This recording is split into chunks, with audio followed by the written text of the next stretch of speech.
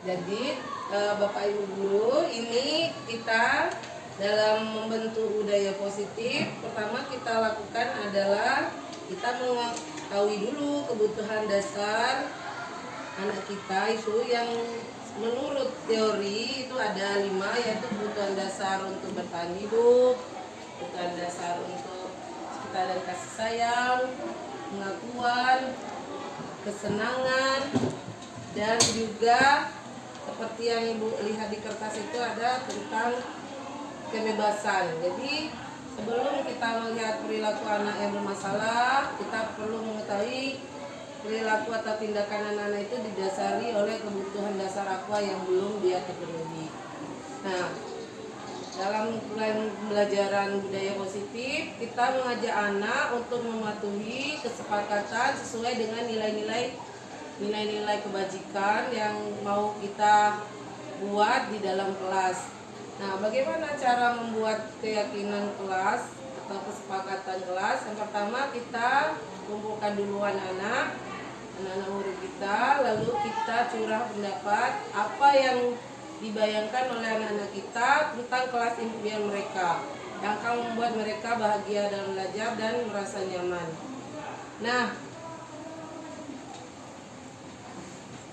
dalam hal ini saya sudah melakukan untuk kelas 2 dan didapatilah keyakinan kelas kami ada 5 kalimat, yaitu yang pertama, datang tepat waktu, bekerja sama membersihkan kelas, mengerjakan tugas tepat waktu, tidak mengobrol saat belajar, saling peduli, menghargai, dan tidak mengganggu orang. Sebaiknya kalimat yang sudah kita buat itu tidak panjang supaya anak-anak menghafalnya dengan mudah, mengingatnya dengan baik. Lalu sebaiknya dipajang dan dibuat dengan lebih indah. Ini sebagai contoh sederhana, nanti dipajang bisa dengan hiasan yang indah. Nah, dalam kaitan dulu kita, misalkan ada anak yang kurang disiplin, terlambat, tidak mengerjakan tugas tepat waktu, kita langsung memarahi, menegur tanpa menyepakati apa dulu yang harus kita lakukan kalau anak melanggar. Nah, itu tidak akan membuat anak memiliki motivasi sendiri. Dia akan melakukan suatu hal patuh itu karena takut bisa mengharap imbalan. Sedangkan yang diharapkan dari budaya positif, disiplin positif itu, anak-anak menjadi orang yang memiliki motivasi sendiri untuk melakukan suatu disiplin positif yang berdasarkan nilai-nilai yang diyakini, nilai-nilai kebajikan universal.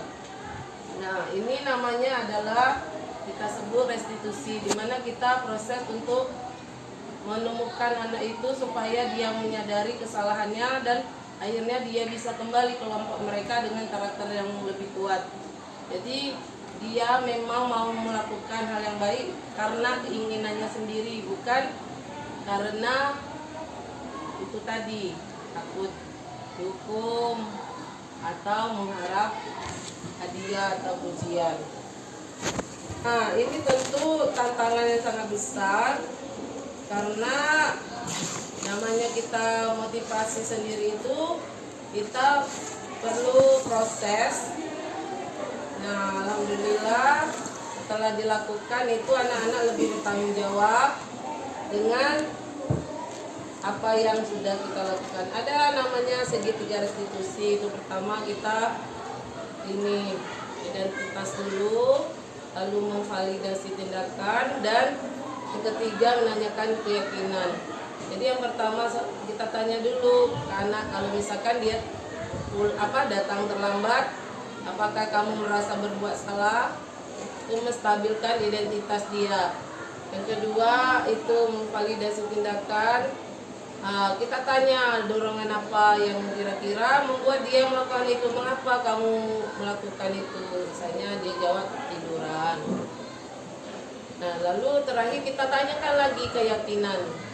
Apakah anak masih, misalnya namanya Ani, apakah Ani masih ingat keyakinan yang telah kita buat? Nah, diharapkan anak-anak dengan cara yang seperti itu kita panggil, kita ajak omong baik-baik, anak akan lebih bertanggung jawab secara moral dengan motivasi sendiri, tidak akan mengulangi lagi hal-hal yang sudah dia sepakati. Karena dari awal kan kita buat dengan anak yang punya pendapat dan pikiran, bukan kita yang menentukan anak.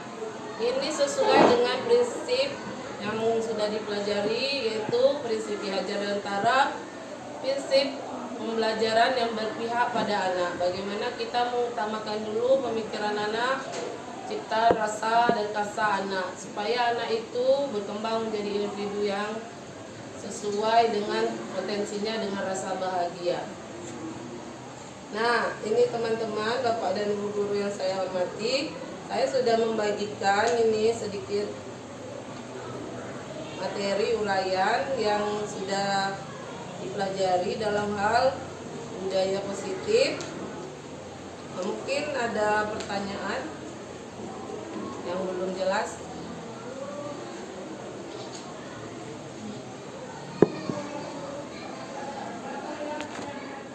Nah, tentu saja ini harus didokumentasikan kegiatannya.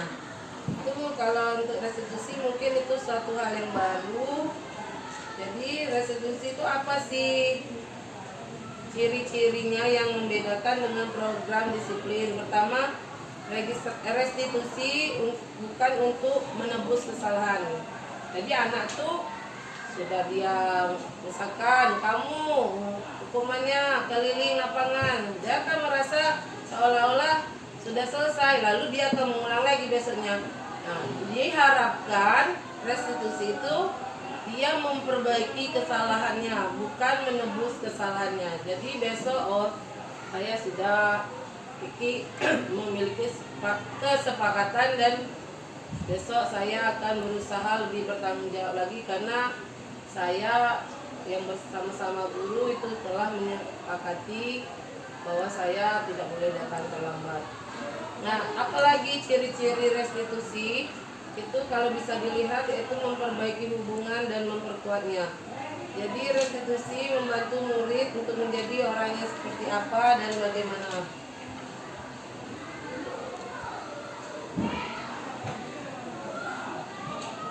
Nih, jadi itu restitusi, jadi memperbaiki apa hubungan kita kepada anak-anak. Jadi dia bisa menciptakan proses refleksi dan pemulihan yang menciptakan kondisi yang aman bagi anak-anak kita yang saat melakukan kesalahan. Nah, di sana juga kalau bisa dilihat dari yang sudah dibagikan, itu restitusi adalah tawaran, bukan paksaan. Jadi kita belajar untuk tidak memaksa anak. Kita belajar untuk menawarkan, jika kamu melakukan ini, apa yang seharusnya kamu lakukan untuk ke depannya. Jadi anak dituntut untuk bisa merefleksikan dirinya, bagaimana pemikirannya, dan kalau mereka melakukan kesalahan, bagaimana mereka memperbaikinya. Itu dari ciri-ciri restitusi. Yang selanjutnya adalah menuntun untuk melihat ke dalam diri sendiri.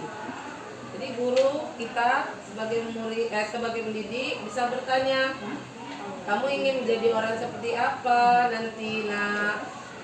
Ya, Ibu Eksi, nanti juga kita bisa bertanya ke anak murid, kamu akan terlihat, terdengar, dan terasa seperti apa kalau kamu berbuat seperti itu? Apa yang kamu percayai saat kamu membuatkan orang lain? Bagaimana kamu mau diperlakukan saat kamu berbuat salah? Apakah nilai yang diajarkan di keluargamu tentang hal ini? Apakah kamu memegang nilai ini? Kalau tidak, lalu apa yang kamu percaya?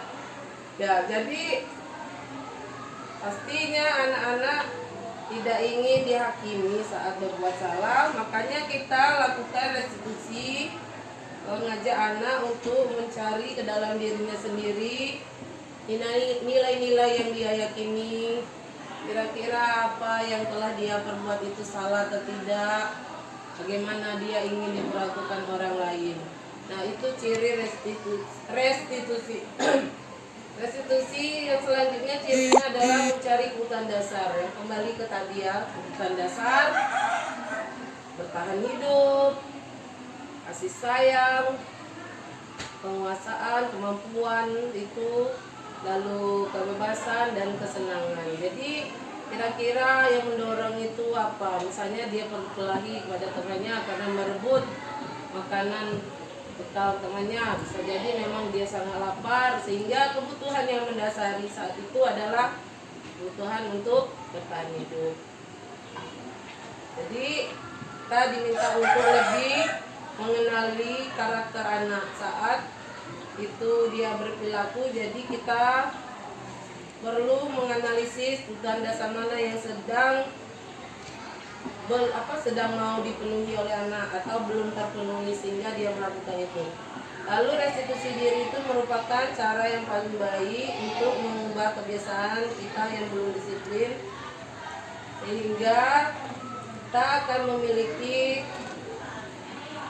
motivasi sendiri dalam melakukan disiplin positif. Ada 3 tahap evaluasi diri. Yang pertama itu bisa dilihat, saya tidak suka cara saya berbicara padamu. Kesalahan yang saya lakukan adalah saya sebenarnya punya informasi yang kamu butuhkan. Saya lelah, saya bicara terlalu cepat, saya tidak jelas menyampaikan apa yang saya inginkan. Pemahaman saya berbeda dengan pemahamanmu. Besok saya akan menyampaikan informasi yang saya punya dan kamu butuhkan. Lalu saya akan bicara lebih lambat, saya akan bicara lebih jelas tentang nilai saya dan menyampaikan pemahaman saya padamu. Jadi saat kita menanyakan kepada anak, diharapkan anak bisa mengevaluasi diri sendiri. Sebenarnya apa kesalahan yang sudah saya lakukan, dan apakah ketika saya melakukan hal itu kepada orang lain, apakah orang lain itu suka. Dan dia akan kita bimbing untuk berpikir apa yang harus dilakukan untuk memperbaikinya. Jadi di sini kita sebagai guru adalah sebagai manajer, itu yang paling bagus. Ada 5 posisi kontrol itu.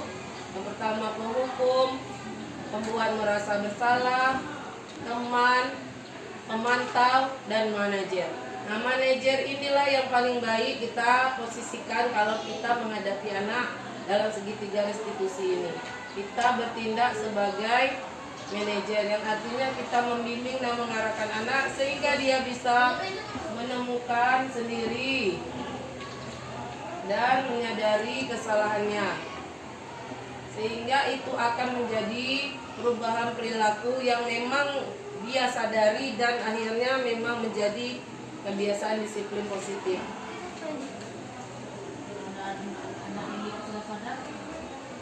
Kalau anak-anak yang belum sadar itu tetap kata Hati Hajar Dewantara, anggaplah anak-anak didik kita sebagai anak kita sendiri. Itu dari yang pelajaran kami dapat dari pendidikan guru-guru Ibu Dina.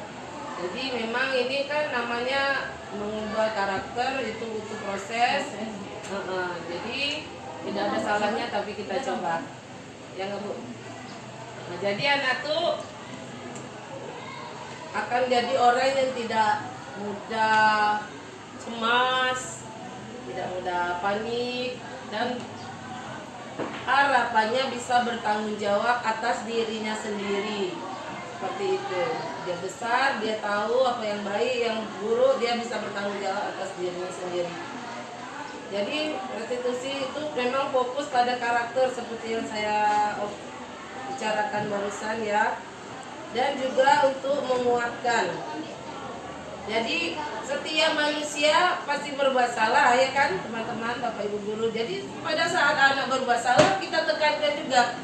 Kita tenangkan dulu, pasti dia merasa cemas. Apakah kamu merasa berbuat salah? Misalkan tadi yang terlambat ini Bilkis, apakah kamu merasa bersalah Bilkis?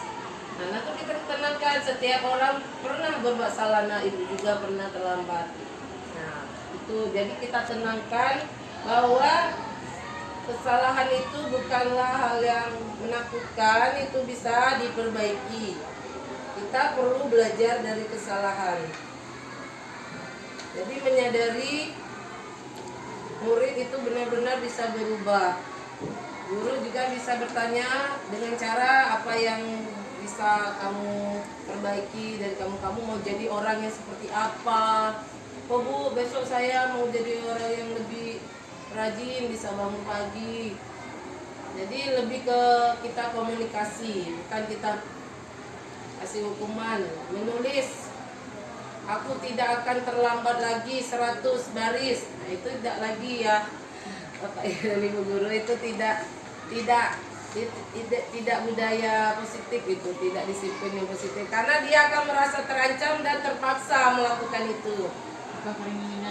Betul, Dina. Jadi kita tuh lebih mengarahkan bagaimana nanti dia berpikir sendiri atas semua dia, dan dia memang mau dari dalam diri sendiri mau memperbaiki. Ya seperti itu. Tentunya kita kan dalam setiap diri kita, dia anak pasti pengen dia itu ingin menjadi orang yang baik. Nah misalkan ada yang berkelahi lagi, kita tidak pernah menunjuk, mungkin sama sekali, mungkin dia kurang dalam tahu untuk bilang. Jadi kalau dia mengganggu kawannya nangis, mungkin dia merasa berkuasa. Ya itu bukan dasar atas penguasaan atas itu. Jadi anak pun ingin diakui kemampuannya seperti itu. Jadi kita hanya menyemai benih-benih, kita hanya menebalkan garis-garis yang baik, yang lemah kita jangan tebalkan. Itu menurut prinsip Ki Hajar Dewantara. Di depan kita memberi contoh, di tengah kita memberi semangat, di belakang kita memberi dorongan. Seperti itu. Jadi restitusi itu tidak menghukum anak jadinya kita kecilkan dari kelompoknya. Setelah dia memperbaiki, kita kembalikan ke kelompoknya, dia ke tempat kawannya lagi, tempat dia bisa bercengkrama, berkomunikasi. Nah itu dengan karakter yang lebih baik lagi, dia dengan kesadaran yang lebih baik lagi. Seperti itu. Jadi ya lebih ke ini ya, kita ke among, ke sistem among. Jadi memang guru diharapkan bisa mengasuh, ada rasa asih, jadi mengamong anak supaya anak-anak itu menjadi anak-anak yang sesuai dengan profil pelajar Pancasila. Seperti itu.